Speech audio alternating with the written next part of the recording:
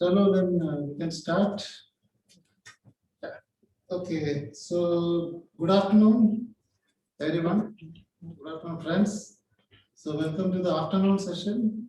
As I told you before, we have two lectures today instead of only the one we used to have. First session we will have the lecture by Dr. Sangeeta Ghosh, followed by Dr. Sinaya. Dr. Sangeeta Ghosh is currently working as assistant professor at ISID. She has prior to ISID, she was working with Economic and Political Weekly, Mumbai. She has a PhD in economics from Jawaharlal Nehru University. Her research interests include political economy of development, industrialization, regional development, informal economy, and issues related to labor and employment. She will be discussing on mixed method research. I hope this will be very useful for those who are working on quantitative and qualitative aspects of research. So over to you, Sangeeta. You have till 4:30. Your time is up to 4:30, so you can have. It's up to you how you want to conduct. So over to you. Thank you, Rajesh. So I have designed this lecture on mixed methods research, which is basically a combination of quantitative and qualitative methods for understanding social phenomena. Now, the outline of my lecture I'd like to share with you. First, I'd like to stress why it is important to understand which method to use. So that has a lot to do with the purpose of research that you have in mind. So that clarity will be very important. Next, I will discuss the quantitative and the qualitative methods, the epistemological underpinnings of both, the distinctions between the two, the overlaps between the two, and the pros and cons very briefly to outline what it means. Since mixed methods is basically a combination of these two methods, it is important to know why these two exist in as well as what are the overlaps between them, and why is mixed methods as a method important. So I will also discuss whether quantitative or qualitative methods exist in watertight compartments, or is there a fluidity between these two. And next, as I said, I would discuss the mixed method research and the different ways that they can be conceptualized. So first, I'd go about talking about the clarity of purpose and present to you the 5 alternative research types can be identified. Now, purpose is the controlling force in research. Decisions about design, measurement, analysis, and reporting all flow from purpose. So the first step in the research project process is going to be a clarity in the research purpose that we have in mind. Each of these 5 research that are laid out in front of you, basic, applied, summative evaluation, formative evaluation, or action research, each of them differ in purpose, in the focus of their research, in the desired results that we get out of them, the level of realization, the key assumptions that we make, and also in the ways of publication and standards for judging by your peers, right? So basic research is the first that I will discuss with you. It is actually, basic research is what contributes to the fundamental knowledge and theory. It understands how the world operates. The questions and problems emerge from traditions within these disciplines. So there are distinct disciplines that are like economics, sociology, physics, so, different sciences.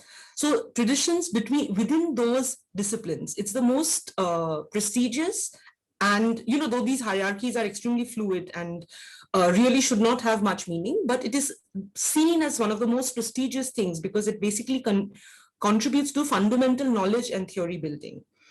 Basic researchers work to generate new theories and test existing theories. Generalized across these theories, the level of generalization is across time and space. And the key assumption that the basic researchers make is that the world is patterned and that these patterns are knowable and explainable.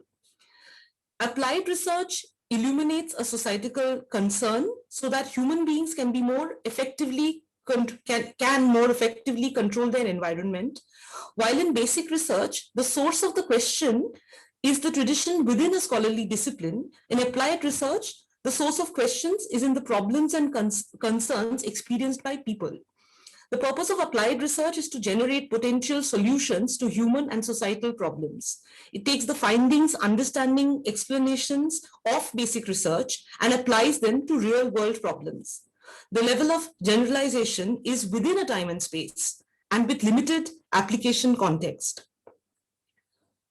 Summative evaluation is to determine a program effectiveness of human interventions and actions. So while basic research and applied research are more core research elements in terms of a direct contribution to theory and knowledge, or in terms of looking at a societal concern, which can, in which you apply the basic research, right? That's applied research. Whereas evaluations are of two forms. It can be summative and formative. Summative research is when you determine the program effectiveness of a certain human intervention and action. The focus of the research is it's to evaluate the goal of the intervention. The key assumption that it makes is that it works in one place under specific conditions. Formative evaluation is to improve or an intervention. Strengths and weaknesses of specific programs and results are seen to give recommendations, and it is limited to a specific setting. Whereas action research is to solve a specific problem. Focus of the research is organization and community problems, and the desired result is immediate action generalization, that is here and now.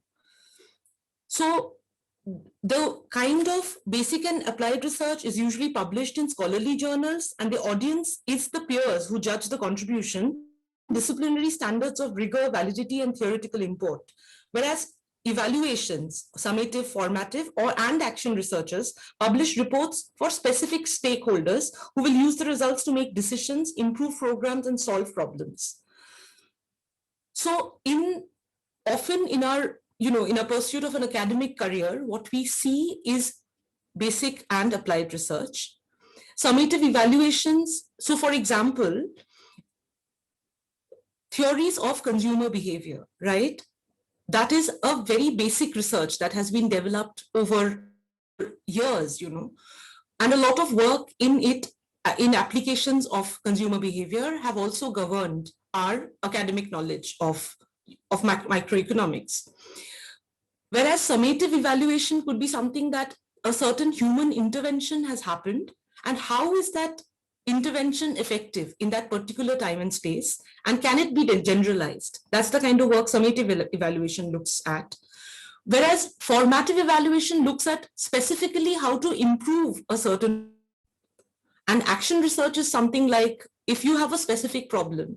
So say you're looking at how to solve embankments, and how a certain problem in a specific place can be addressed. That is what action research entails. There are no hard and fast lines of demarcation, however. It's extremely fluid often. This continuum is extremely fluid. But however, these different purposes lead to different ways of conceptualizing problems, designs, gathering data, and also publicizing and disseminating your findings. Okay. So first, I'll talk about so now I will talk about methods and methodology. So methodology is basically ingrained in its ontological and epistemological bearings. That is, it has philosophical foundations of how to approach a certain subject. That's what methodology is. And the method then used to collect data, the type of data collected, the ways in which data is analyzed and interpreted, that then becomes your method of analysis, right? So for quantitative methodology, it is usually an approach in which data collection is generally understood to be general in population coverage and to require only the passive involvement of the population being researched. The data collected is usually quantifiable, either numerical data or even non-numerical data that can be condensed to scales, etc., into a numerical value that can be analyzed and interpreted through the use of statistical techniques, right? So what we see as our NSS household coverages, for example, or our ASI coverages, right? All that is a very quantitative approach to basically generate numerical data. So one of the basic examples of this is a random sample survey and structured interviews or questionnaires, right? So whether it's a household survey or an enterprise survey, often the collection of data is through randomized sample surveys. And that is what yields a quantitative data, right? So the transformation of this information received from the respondent into numbers, either immediately or prior to analysis. That is what a quantitative method would intake. Quantitative researchers are committed to a ontology. So the reality is single, it is external, it is observed, and it's measurable. And the knower and the knowledge and the known are separate and independent. So quantitative methods derives a lot of pride in being as objective as possible. And people who, researchers who are intaked in it, it has to be a very objective research, because the researcher and what is to be researched is removed. So basically, it's a form in which there are no subjective judgments. And now I will come to why these words are problematic later. But first, we need to understand the basic philosophy of where this methodology derives itself from.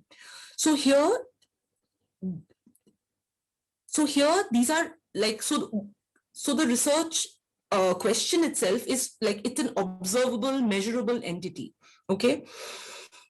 And the objective of the researcher is to determine the truth of alternative theoretical claims by determining their correspondence to the data obtained by observation. So you ask like specific questions through a predetermined structured questionnaire, right? And the knowledge is produced within this framework, and it has to be objectively verifiable through empirical evidence, and it also has to be replicable. So the other strengths of quantitative methods is its ability to identify trends over time.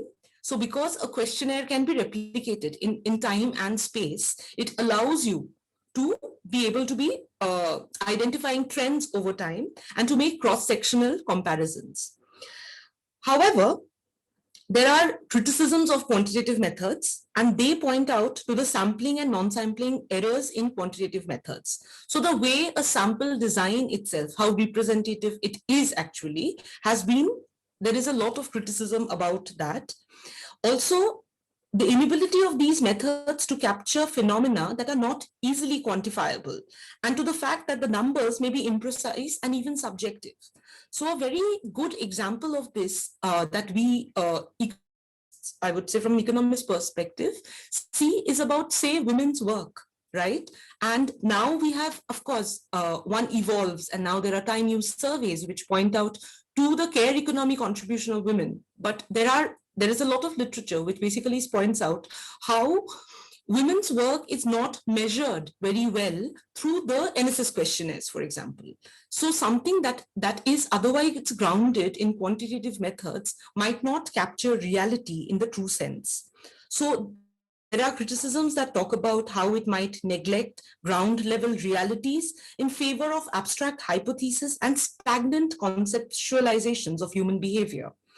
So, and also the inability of researchers to respond when their preconceived notions are confronted by different realities and the resulting reproductions of existing stereotypes. So basically, if you think that, if one thinks that being a homemaker, for example, is not work, so that's an existing stereotype in which women's labor, however, which is required for the reproduction of any other form of labor, for the reproduction of labor of the household members who go out and earn an income, or for the reproductive labor of a child who goes to school, right? So all of this is not maybe captured through the preconceived notions that are existing. Of course, these concepts change, and all of this is subject to a lot of change in evolution of thought and methods. But what happens is that when there is a data collection that is happening, that action is not as objective. It is always subjective to the existing value systems of the society. So that is one of the biggest criticisms of quantitative methods, because it does not allow you to to say to think out of the box, basically, because you have these preconceived structures in which you are collecting data, and when on the ground you see some other reality, you do not have a process to capture that reality. Okay. Next we come is qualitative research. I hope I'm making myself clear, everybody. Okay. What is qualitative research? Do you have any questions so far? Should I just go ahead and reserve the questions for later? Okay. So next we come to what is qualitative research.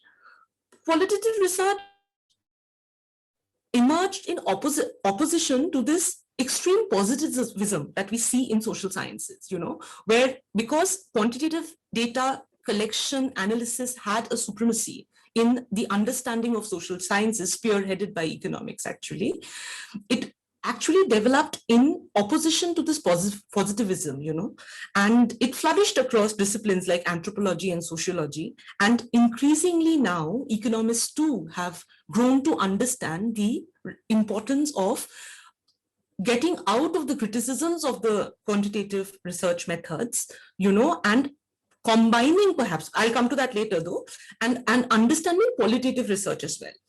So just to talk about qualitative research now, it seeks to provide complex textual descriptions of how a given population might experience a particular phenomenon. Qualitative research brings to light information that would otherwise not be readily apparent and might not be captured by any measurement scale or multivariate methods. In economics, the term qualitative is understood to encompass analysis based on non-numerical information, which are specific and targeted in their population coverage, which in their design require active involvement from the population covered and use inductive rather than deductive logic of inference. So most commonly, the qualitative methods that we see that are used are in-depth interviews, focus group, case studies, participant observation, and documentation analysis as well are used widely in interdisciplinary work. In qualitative research, the development of the hypothesis itself is part of the research project. So you basically go to the ground, not with a preconceived hypothesis, but it develops. So it's participatory in a certain way. And in opposition to the quantitative research, qualitative research holds that objectivity is not possible. That is, human beliefs, values, intentions can never be fully eliminated. It is not, and also it is not even desirable, because an empathetic understanding between the researcher and the research is discovering knowledge from the perspective of the later. So knowledge is not disinterested or apolitical or exclusive of effective and embodied aspects of human experience, but in some sense, it is permeated with the values. So qualitative research in that way can offer very deep insights to a certain research, because it understands that there is a subjective value involved in the process in the research process itself. The proponents of qualitative method that it allows for the development and formulation of hypotheses from the lived experience of actors, provides greater insights into causal processes and depth of information. However, there are critics who point to the weaknesses of qualitative methods, and there are many. It's the limits of the qualitative data, it is not as representative because it is not possible to do a research which would, say, for example, be a census. So you could never do a qualitative census survey, right? Whereas census is important, it is useful to have a few basic enumerating values, right? Which will cover the entire population. So in terms of the basic questions that are asked in population or demography studies about an entire census or even a sample survey for that matter is extremely important as a research tool. A qualitative method is not able to capture such information. So that is one of the greatest weaknesses also of representations, because what you might go into the field and capture might not be representative, right? So there are difficulties in generalization of such information and such research process. It is difficult to verify information as well, provided by the participants, because one participant somewhere might be moving on. Any research in migrant studies, for example, knows that, because it's very difficult to find the participant back. It is not generalizable over time or over space. So there are vulnerabilities to the analysis. There can be distortions and misinterpretations as well. So what we now see is, though both the methods are, I'll just actually go to the next slide. So what we see is, though both the methods have their values, the quantitative methods in generalization and capturing a lot of data, as well as it being useful over time and over space, over cross-sectional analysis, etc. Qualitative data can provide a certain form of in-depth understanding, and it allows you to be out of the box, because you're not going with a preconceived structured questionnaire. You're actually approaching the subject to know from them. So, in that way, it's very participatory, in which you are informed also. But both the methods are not free of the individual researchers' value systems, pre-existing values in the society, the way you conceptualize anything, actually, the way you conceptualize work itself, has changed, has evolved so much over time. And all of that is very important in our understanding of social phenomena. So now we talk about, are these two quantitative and qualitative methods actually as distinct as one thinks? So before the emergence of mixed methods research, and the first research actually surprisingly came a lot earlier in 1959 itself, by pioneering work by Campbell and Frisk, and they understood triangulation as a process in which they talked about, basically they argued for the use of more than one method to validate a result, to ensure that the variation observed was not an outcome of the method itself, be it quantitative or qualitative, But before this, the emergence of mixed methods research, qualitative and quantitative fairly occupied different terrains in social science research. So whereas quantitative work was dominated in fields of economics and the sciences, anthropological, sociological work looked at qualitative data alone. Qualitative methodology, I need to stress, focused on an understanding of the process by which two or more aspects of social reality may be connected. So basically, qualitative research looked at the processes and channels through which something could happen. It tried to understand how that process emerges. Okay, researchers seek to identify these processes through documentation and observation, usually over a long period of time, using narrative techniques. Okay, in contrast, quantitative methodology seeks to offer general explanation of causal relationships between variables using quantifiable indicators, measurements, and statistical analysis, and the scholars are concerned with refining these techniques of measurements. An argument actually holds that the divide between these two methods is false and arbitrary. It's a false and arbitrary dichotomy. Methods generally thought of as quantitative often produce qualitative data, while qualitative methods produced quantitative data. This needs to be explained with an example. So for example, a large quantitative data, once generated and analyzed, can produce extremely in-depth narratives. Okay, so for example, poverty studies or inequality studies actually have a very good example of this, where large-scale generated quantitative data could yield extremely good narrations of qualitative understanding. Whereas the other side, where qualitative methods can produce quantitative data, examples of them are many, in which we see that, for example, when you go out in the field and collect some data, once the analysis is finalized, the qualitative understandings can be very soon be converted into numerical values, okay? Or through scalings, through ranges, etc., can be very easily, even in a narrative technique, be qualified into quantitative values. Okay. The other reason why both are not watertight compartments is because both suffer from very similar pitfalls.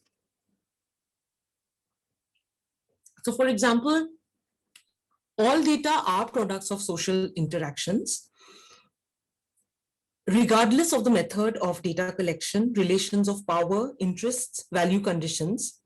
The production of data and the correspondence between reality, this itself, the correspondence between reality and the condensation of a value into a variable, right? So whether it is a qualitative technique or a quantitative technique, none of them are free from social interaction, because end of the day, you are collecting social data on social reality. So they are not free from a dialogue between the researcher and the researched, or the data collector and the research, right? Because the questions you ask, the framing of the questions, both in structured and semi-structured questionnaires, for example, or open-ended questions also, they are not free from power, from preconceived knowledge, even from the value conditions of the society. They are not free from any of this. So failure to recognize this would render any data collection method less reliable and less valid. So it is crucial for the researcher to understand that the society that produces the data, there is a need for grounded expertise in survey design, selection of the focus groups, pre-testing of the interview and questionnaires, and interpretations of the results. So while these two methods can have extremely different philosophical and epistemological underpinnings, where quantitative data emerges from the understanding that data has to be generalized, data has to be objective, it has to be across space. And qualitative data, on the other hand, talks about not going in with preconceived notions, leaving things more open-ended, believing in more descriptions and in-depth studies, and also not quantifying everything. Both of them have similar pitfalls, as well as this dichotomy can be extremely false, because what is quantitative can yield qualitative narratives very easily, and what is qualitative can just as easily be quantified at times, right? So mixed methods actually emphasizes it is the research question that has to be the prime determinant of the research methods, as opposed to an idea that philosophical foundations have to build what is known as quantitative and qualitative. So because there is, you have to realize that there is very strong views on both these techniques. And often the twain do not meet, because people researchers who work in core quantitative theories and methodologies, they have a disdain for qualitative, where they think that it is just a story, it's a piece of fiction, it can just emerge from anywhere, and it is not representative, and it just depends on who you're talking to, etc. Right? So there are very strong criticisms of qualitative methods among proponents of quantitative methods, whereas proponents of qualitative methods look at quantitative data as false. It's almost like, oh, the data collection is too vast, it has no meaning, the structured questionnaires cannot fulfill research, etc. Right? So there are extremely strong opposing camps and views about quantitative and qualitative methods, whereas the proponents of mixed methodology actually see that dichotomy as absolutely false and arbitrary, because the criticisms are the same to each from that point of view, and what is then important is the research question, and the method is also important, and that the research question should be a determinant of the research methods and not a philosophical or epistemological foundation alone. So mixed methods tries to trace complementarities in techniques from both these traditions. So now I will go into a little bit about three basic mixed methods techniques, in which basically one talks about how is it then possible to combine quantitative and qualitative work. And I will leave a lot of time for a discussion actually, so that, you know, from your, I have looked through the PhD topics of some of you. So if any of you are looking to combine qualitative and quantitative ways, you know, we could have an open discussion about it at the end of this talk. So first is a convergence. So there are, see, again, it's all fluid. There is no watertight compartmentalization in between these conceptualizations of basic mixed method research, okay? But there are these, some views, you know, some paths which can help you design a survey or a research process, you know. So first I shall talk about the convergent parallels, which entails the simultaneous collection of quantitative and qualitative data with equal priority, right?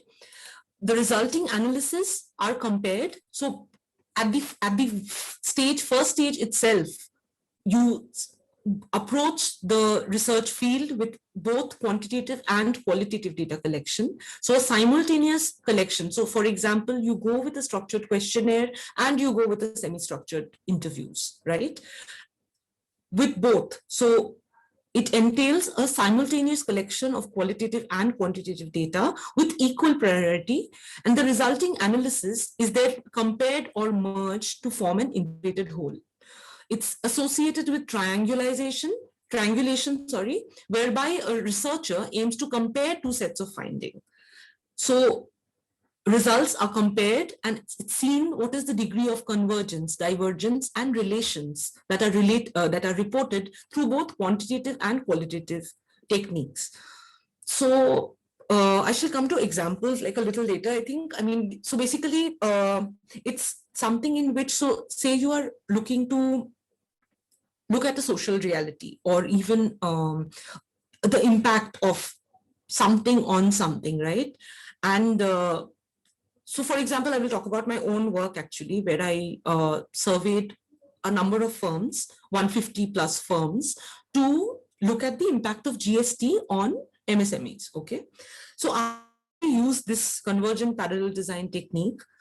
Again, you know, it was not a fixed technique. There were overlaps, which I will talk to you about in some time.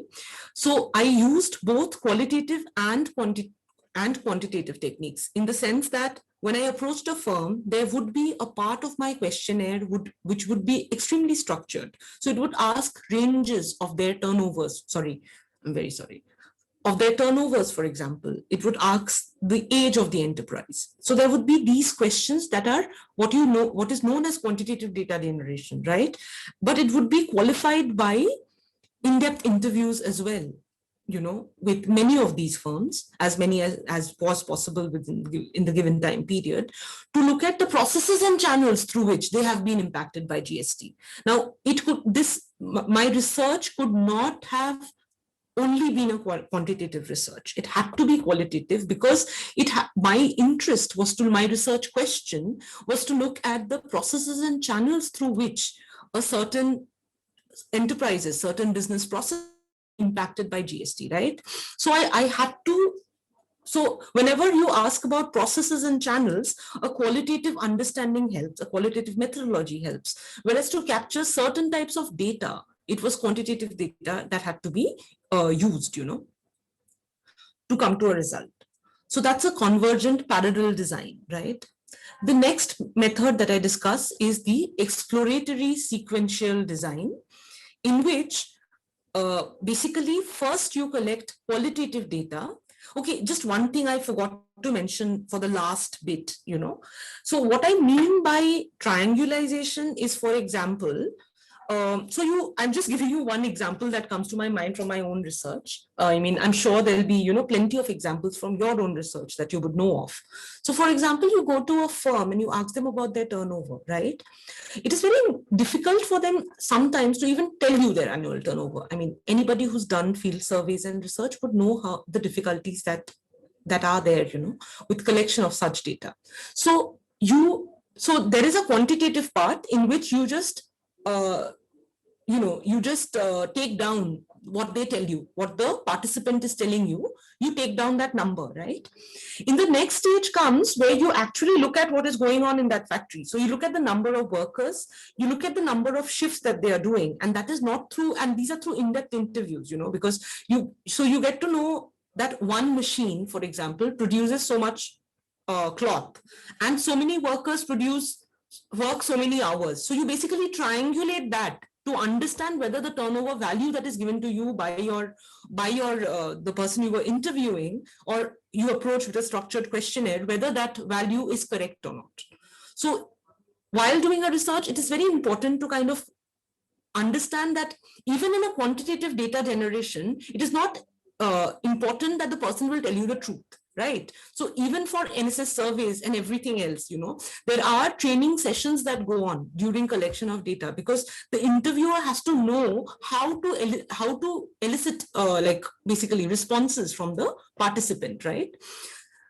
So a use of both qualitative and quantitative methods in that sense have been useful to understand the processes and channels. Yes, Pooja, you want to ask something? Ma'am, I have a query. Yes. Yeah.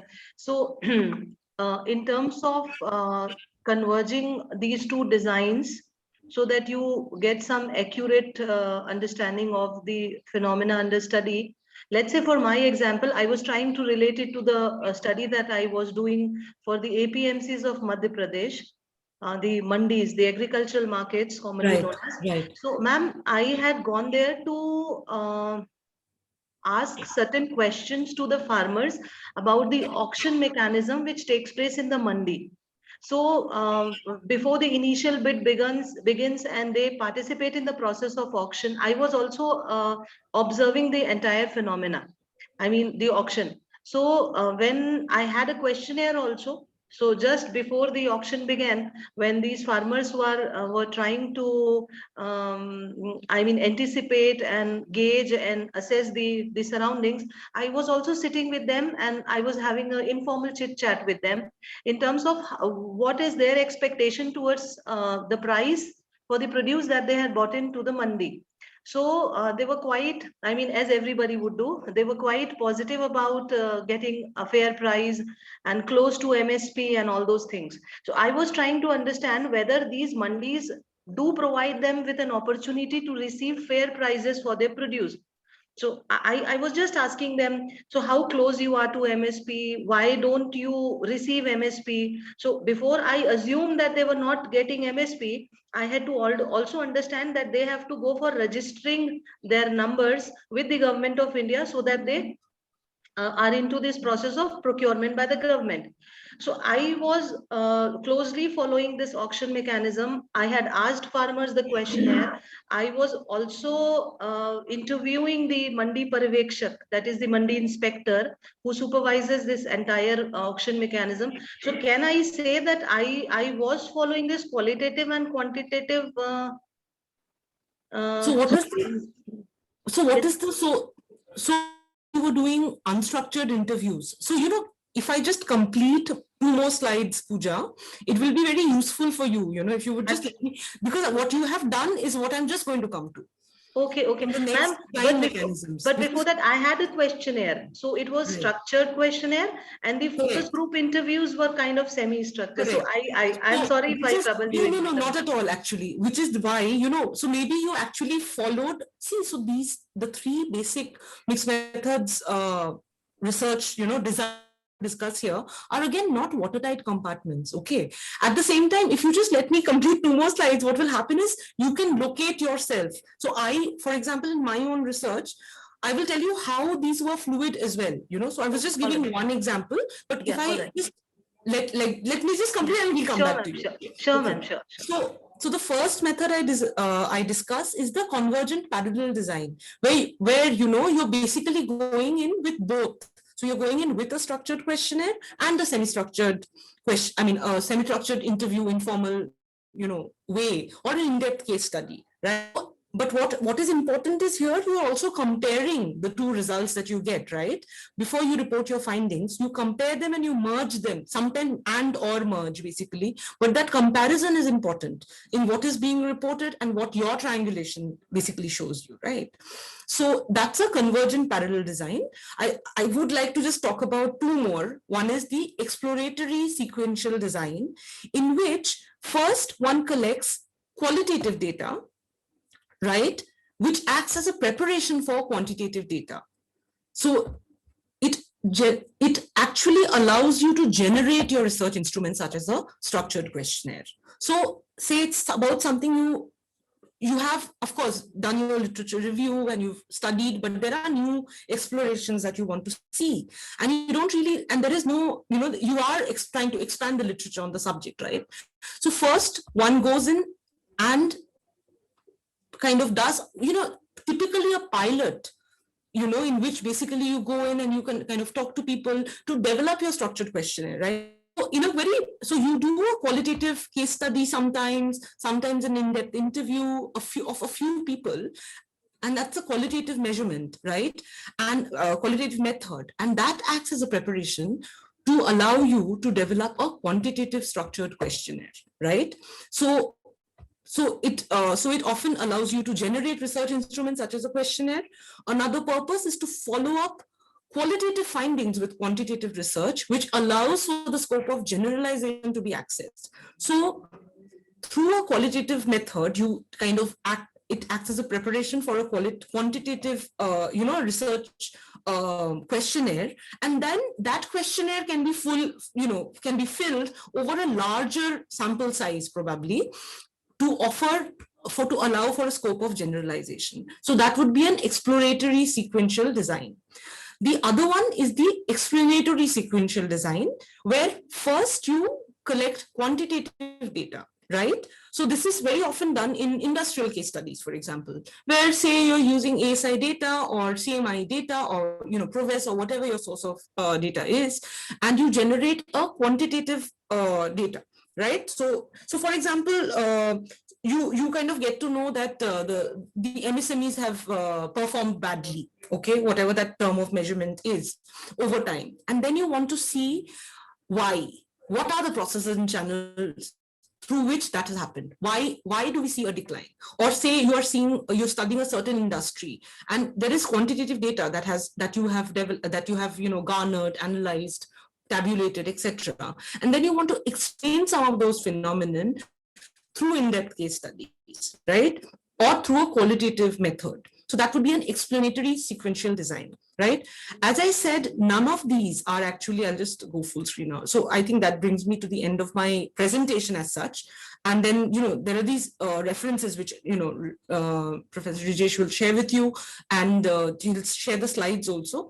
So these references are extremely useful. The first one particularly is one that, is a huge, it's excellent for research methods and, and applications in heterodox economics and other fields.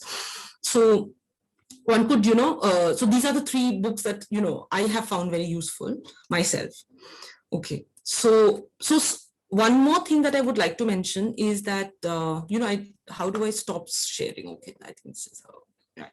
So one more thing that I'd like to mention again is that none of this is, these three methods and designs also do not need to be watertight compartments. They are fluid.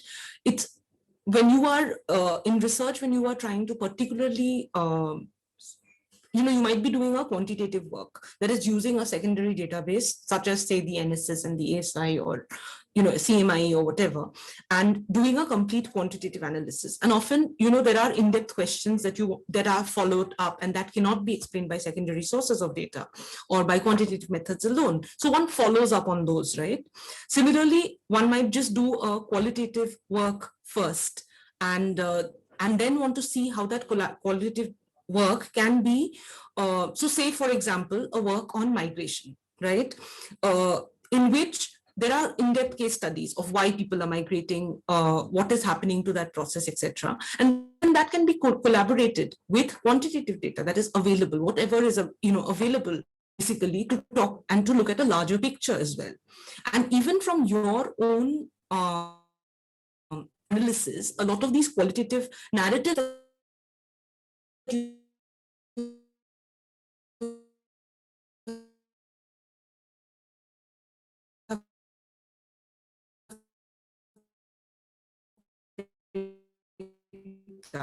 can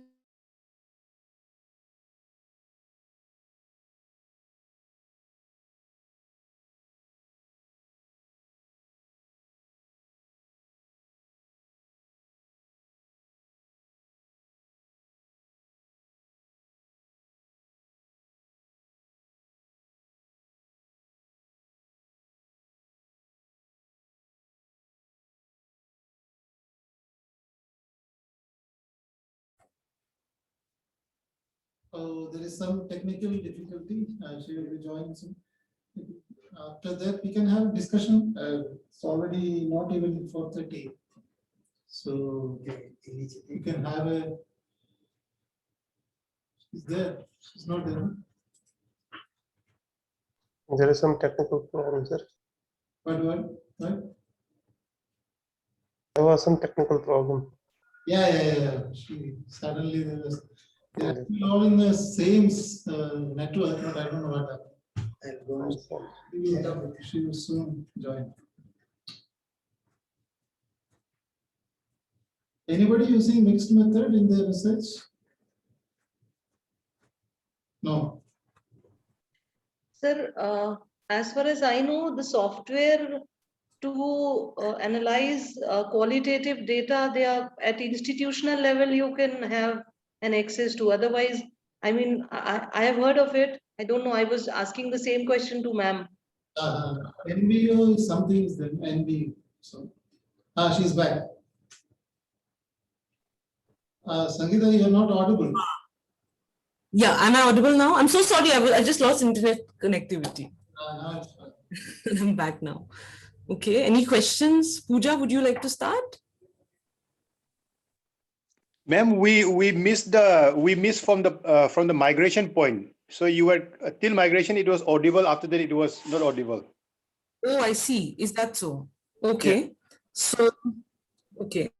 So I was talking about, just one second. Yeah, now the internet is back. I just lost internet connection in the middle. Yeah.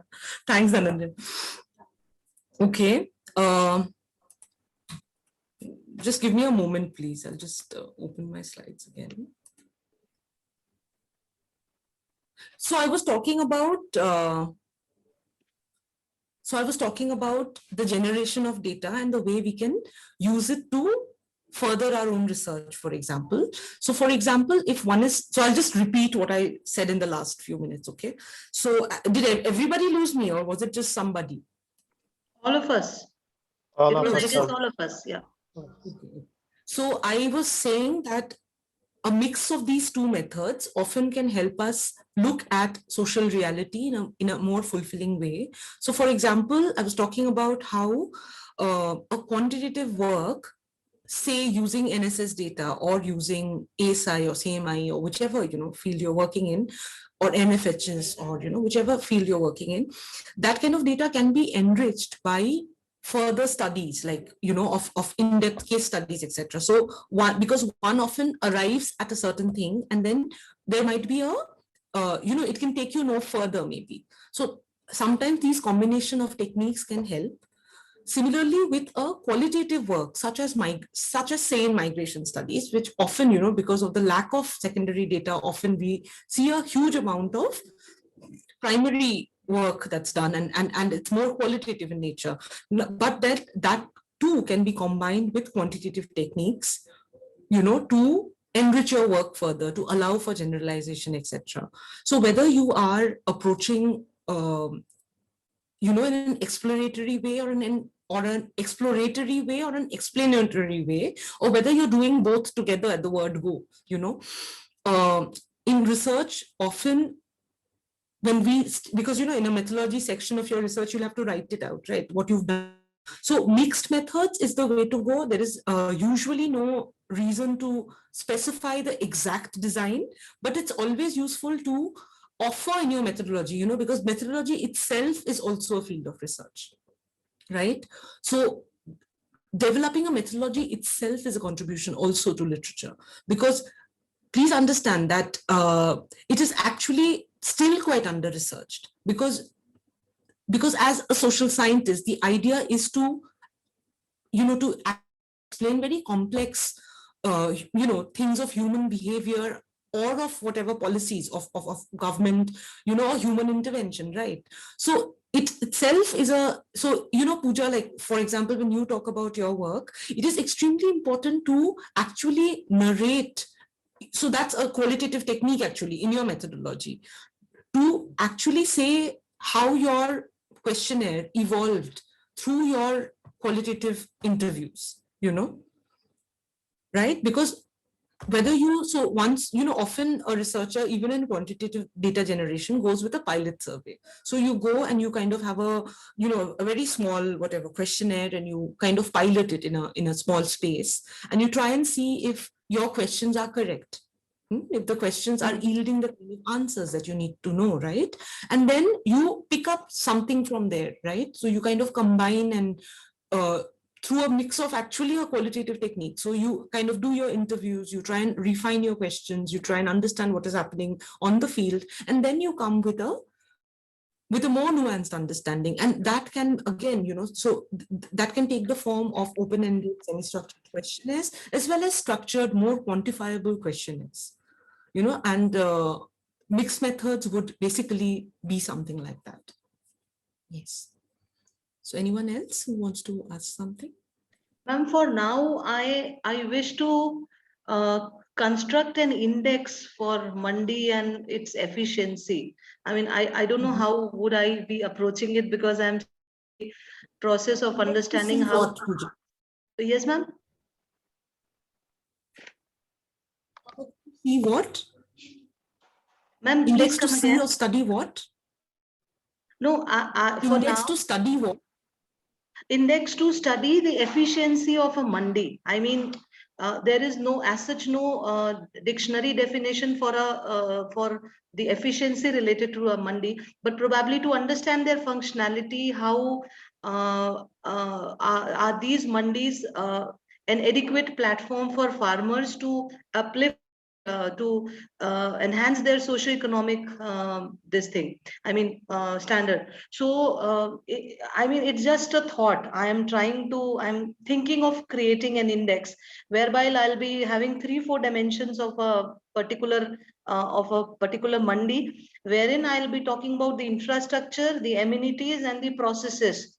So while the infrastructure and amenities are quantitative in nature, a lot of these processes, the experiences related to the processes that are in terms of the price discovery, the information dissemination, the auction mechanism, and value addition and FNB linkages, I'm not sure. So, Right. So that's what. So, one could then use a qualitative method to understand these other parts that you talked about. And then you can, if you have to develop an index at the end of it, through that understanding, okay, you could actually try and quantify them even, because an index per se would be a quantitative method. yes, ma'am. Right? Yes, ma'am. Yes. So you could use these qualifiers to, so see, I'll just talk about my work because I'm not familiar really with what you're doing in your field, So for example, I was looking at the impact of GST, and the paper has been published in EPW, so you can look it up. You'll know exactly what I'm talking about. So I was talking about the impact of GST on enterprises, right? So I first, through a qualitative mechanism, through in-depth interviews, etc., tried to find out the processes and channels through which MSMEs are impacted by GST. That's the first thing I did. So now I basically got 8 reasons, that might be the reasons why they are impacted. So those included, complex phenomena. I will not go into the very details here because they are also very technical terms, some of them. Inverted duty structure, or it was whether it was a lack of demand or increased price of inputs, or whether their products had grown more expensive, or very qualitatively, whether buyer and supplier linkages have been distorted because of GST. Right? How do you quantify that? You cannot, because it's a perception also of of the enterprises I surveyed. Now, how did I quantify it? So I just looked at if the percentage of enterprises that reported to have told that buyer and supplier linkages were distorted because of GST, or whether their pre-existing subcontracting relations were distorted because of GST, right? So whereas for some, the quantifiability was very high, right? In which I know that an industry is facing inverted tax duty structure, okay? Inverted tax duty structure basically means that your input is taxed at a higher rate than your product, your output, right? So that is very easy to know. It's available in every document. The triangulation is extremely easy, But for something like distortions in buyer-supplier mechanisms, right? It is a qualitative understanding, which then you kind of, you code it to make it quantifiable, because end of the day, I did want a table, which is possible, which is reader friendly. So my work included a lot of narrations to show what exactly I mean by buyer supply linkages distortion. That had to be in a form of a narration. It could not be otherwise. But I quantified it, I coded it with the number of percentage of enterprises, for example, who are reporting to say that, to also make it visible, because often your narration can get lost. So I wanted it to be visible in the table in a predefined, especially for like our economists, where a tabulated form is visible to you. So you have to think, Pooja, of ways in which your work can kind of capture, something to make an index out of it. It's not the easiest of things to do, I know, but it perhaps is doable. If you give it the right amount of thought and the ways in which, and you can be innovative, even just ensure that your values of rigor, etc., are followed, in the sense that do as many case studies as possible, also like try and triangulate the same thing. So if somebody's telling you something, just see if it actually can be generalized, for example, so those techniques are going to be useful. Yeah. Any other questions?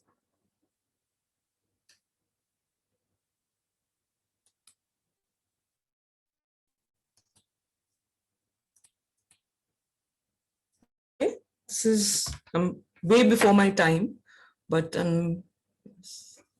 okay, there is one question that has come here from Drishti.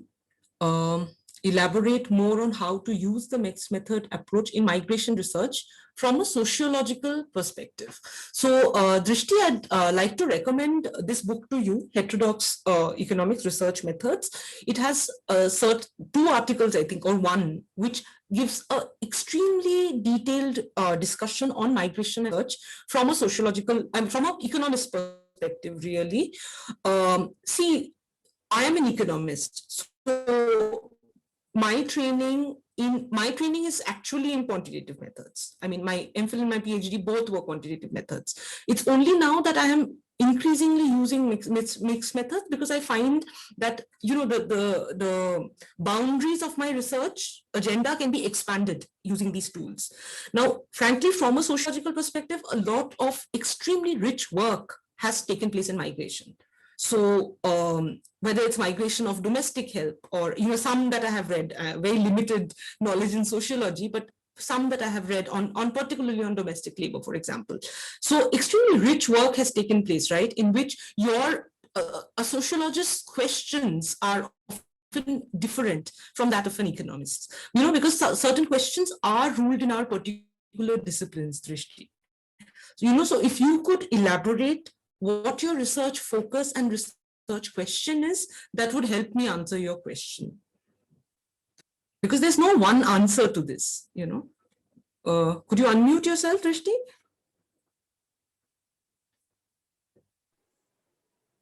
Hello, ma'am. Ma'am, basically, I am doing my research from the Department of Peace Studies. So here, the more focus is on narrative-based research or observation and these kind of things. But when my work is concerned with children of migrant workers and working on their education, how the migration impacts the education. And so there is also scope of huge data about dropout rates and like gender disparity and everything.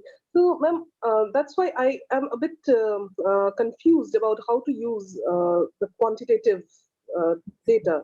No, so in my your work is a classic example in which mixed methods can be used, So as you yourself state, so when you go into the field, so see, there is a background research that can be done, which can have some quantitative cross tabulations, right? On migration, of say, if you, I don't know if you're doing it in a particular city or it's, it's location based, right? Yes, sir, So, yes, ma'am. right. So one could perhaps first see if there is the scale of migration to the city, right?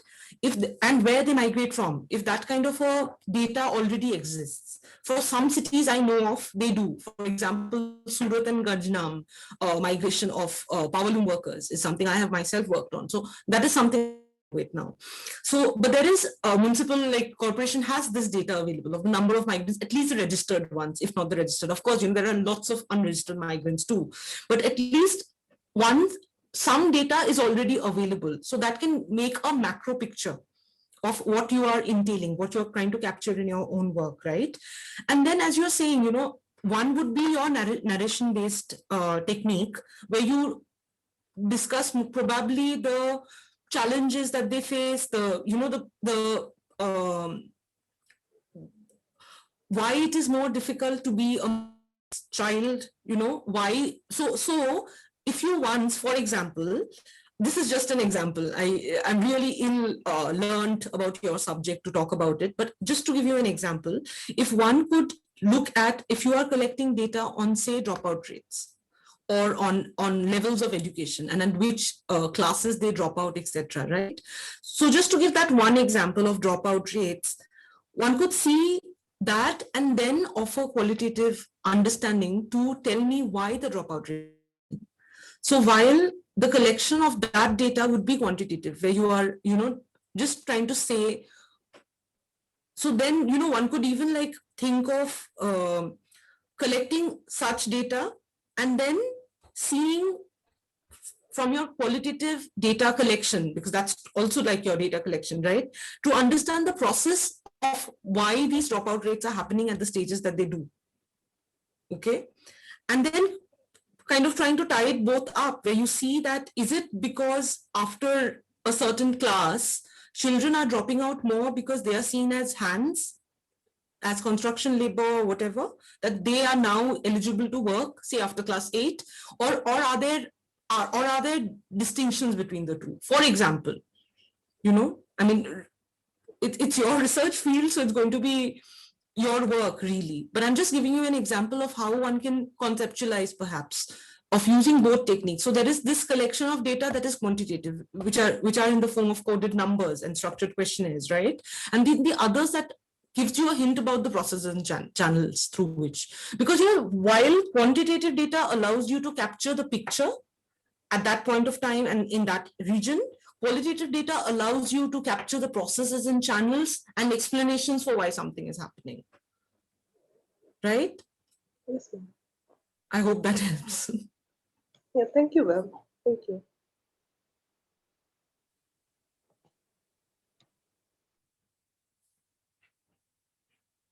Okay, any other questions? Madam. Yes, please. Please, yeah. Madam, Yes, hi, Malot. in structural interview, it comes under qualitative research or quantitative research, ma'am? Structured interviews are usually in the form of quantitative research, because your questions are structured to give you concrete answers. So a structured questionnaire typically will have it's like a multiple choice question, Yes, right? ma'am. Unless it's an open-ended questionnaire, but open-ended questionnaires are generally not called structured questionnaires. They are open-ended questionnaires, where basically a question is asked, so I ask you, how is your day? And you give me an answer, But if I ask you, how is your day? And I tell you, fine, good, bad, ugly, that's a structured questionnaire. You know what I mean? So a structured questionnaire typically is like a multiple choice answer set, right? So it will be like, what is your turnover? And then there's a range given to you.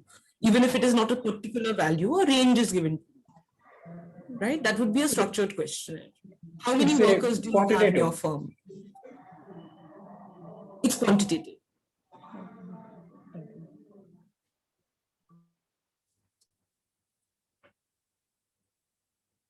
Also, quantitative methods, this is just one part of it. So a structured, as I was saying, in my presentation, a quantitative method can also give qualitative results. So for example, it is one thing to ask a structured question, right? But then how you interpret it, how you use it, it can, so a method is not only about using structured questionnaire itself, right? The method would yield in the way you interpret and present the data as well. Okay, so it is not only about just the data collection, it is about the interpretation of that data too. So a quantitative data, if you interpreted it only in a narrative style, for example, then you're doing something very different with that quantitative data. Am I making myself clear? Because it is not about just the collection of data itself through structured questionnaire. It's about how you use, analyze, interpret the data too. Right? So that's what it is. Okay, I have a question from Dilip. Can I use qualitative method on my PhD topic? Impact of tax policy on growth, inequality, and stability in India. Dilip, it really depends on what you are trying to see, from the look of your question itself, it appears to be a extremely quantitative work, because how would you measure growth, inequality? And I don't know how you would measure stability in any case, but I mean, I don't know, you must be having a better idea, but like growth, inequality is usually something that is understood in a very quantitative way, right? So I really don't have an answer to that. Yeah, but I don't know. You tell me. I mean, what are your measurement techniques, Dilip? Ma'am, actually, by reading many articles, many literatures, I found that all the papers are very quantitative papers, and Right, they have used many quantitative techniques to right. measure the impact of tax policies on You, I growth, would inequality. suggest if you do a quantitative work on looking at, say, how a tax policy has impacted inequality. I wouldn't know about growth and stability so much, but inequality, yes. So for example, you look at how change in income tax. I don't know if you're talking about direct taxation or indirect taxation, but say, for example, if you look at how, what are you talking about, Dilip? Direct or indirect taxation? Both taxes, both. That's a lot of ground to cover for a PhD. But so if you're looking at, say, the impact of a certain tax on inequality. So for example, say the impact of GST on inequality, okay? So one could look at whether tax collection, revenue generation through GST of various firm sizes, okay? What they used to do under a VAT regime and what they are doing now, right? So one could look at whether that has, so now are smaller firms giving you more taxes, or are bigger firms, or is the tax collection through bigger firms more? That would give you an indication of whether inequality has, for example, increased or decreased, right? Now, once you know that through a quantitative technique, and that is majorly quantitative because you're going to look at a big data set, right? Once you know that, you could perhaps tell me why, tell your PhD, thesis, ask the question that why is that happening? What is it about GST that breeds this inequality? That would be a qualitative investigation. You understand what I'm trying to say? So once you reach there, a qualitative technique can help you understand the processes and channels through which something is happening. Whereas a quantitative technique can tell you in a measurable way what is happening. Yeah. Okay, thank you.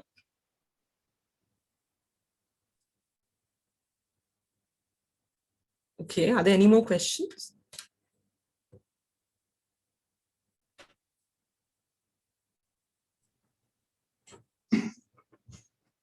Anybody else wants to speak?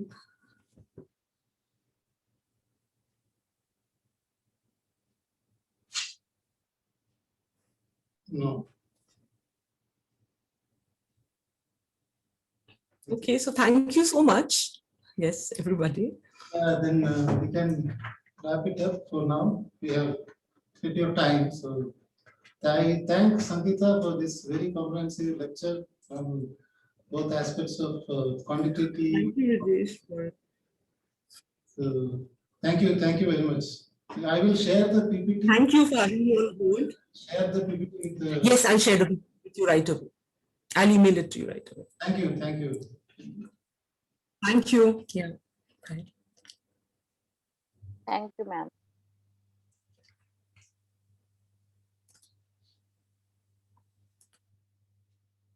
Okay, we have 20 minutes left. So we will be joining around 4:30 for our next session, final session on regression analysis. I request all to join around 4:30. Okay? Chalo. See you soon. Are on the same link? Same link? Same link. Same link you join. Okay? Okay. Okay, sir. Okay, sir. Have a cup of tea and come back. Okay, thank you, sir. So,